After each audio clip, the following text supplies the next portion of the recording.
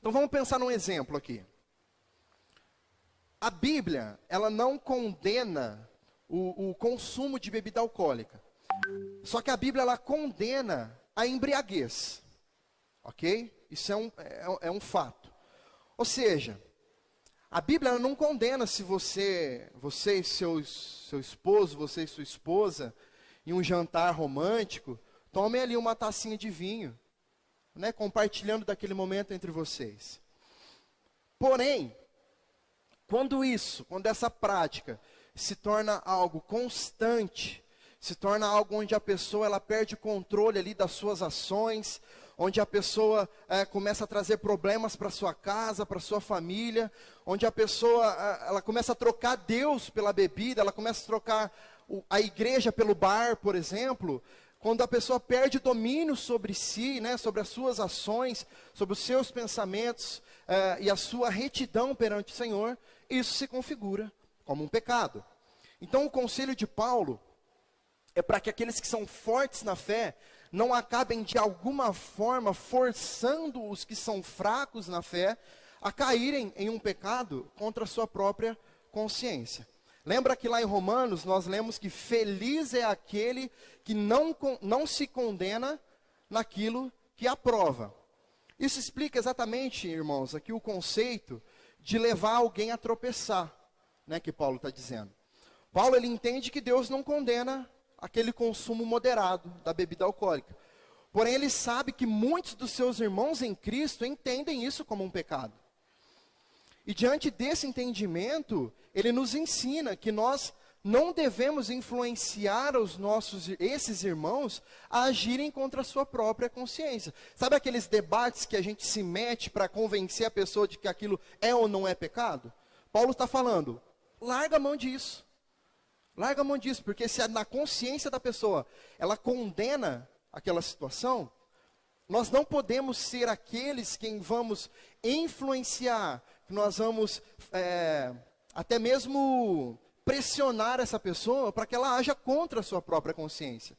Isso é muito importante, irmãos, de nós entendermos aqui, porque a palavra ela nos ensina que quando o Espírito Santo passa a habitar em nós, a nossa consciência é o nosso juiz.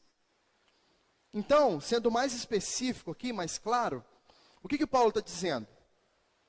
Que ainda que determinado ato ou determinada ação não se configure, não seja realmente um pecado simplesmente por ele existir, se você tem um conhecimento sobre um irmão na fé, né, que naquele momento pode ser influenciado por você e acabar pecando, indo contra aquilo que a própria consciência dele diz, não faça.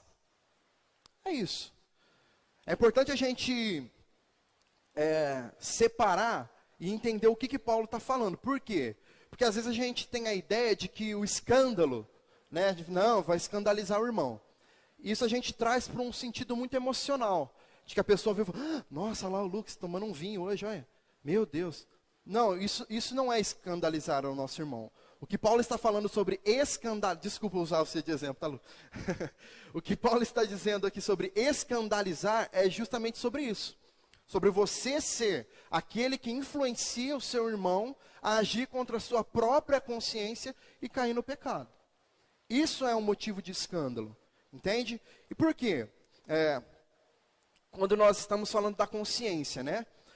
A consciência desse irmão que diz para ele que de fato aquilo que ele está fazendo, que essa prática é um pecado, ou não agrade a Deus no caso, ou que simplesmente não convém a ele fazer, pode ser justamente a voz do Espírito Santo falando com ele. Por quê? Porque talvez, irmãos, a inclinação que eu tenho para o pecado não é a mesma inclinação que você tem para o pecado. Entende? Então, o diabo, a gente precisa entender. O diabo ele é um derrotado, só que ele é esperto, ele é inteligente. Ele não vai te tentar nas áreas da sua vida que você é forte. Não vai, porque ele vai perder tempo. Ele vai te tentar justamente naquilo que você é fraco. Então, se um irmão condena a prática, ou se um irmão tem no seu coração de que aquela prática ali não convém a ele para aquele momento, nós não podemos ser aqueles que vai falar, não, nada a ver, não, vem, vamos, não, eu estou, você não está vendo que eu estou, vamos também. Não.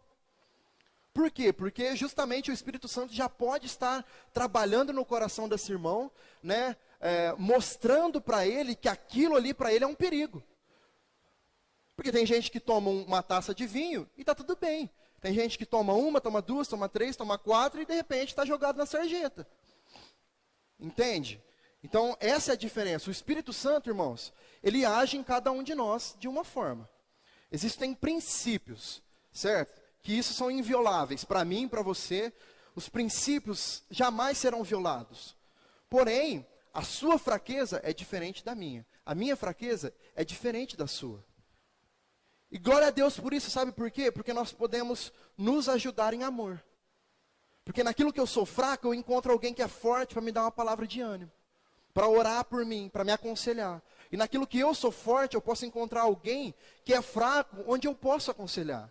Onde eu possa orar e dar um abraço nessa pessoa e dizer que vai ficar tudo bem. Que Jesus que o Espírito Santo vai ajudar essa pessoa a fugir desse pecado.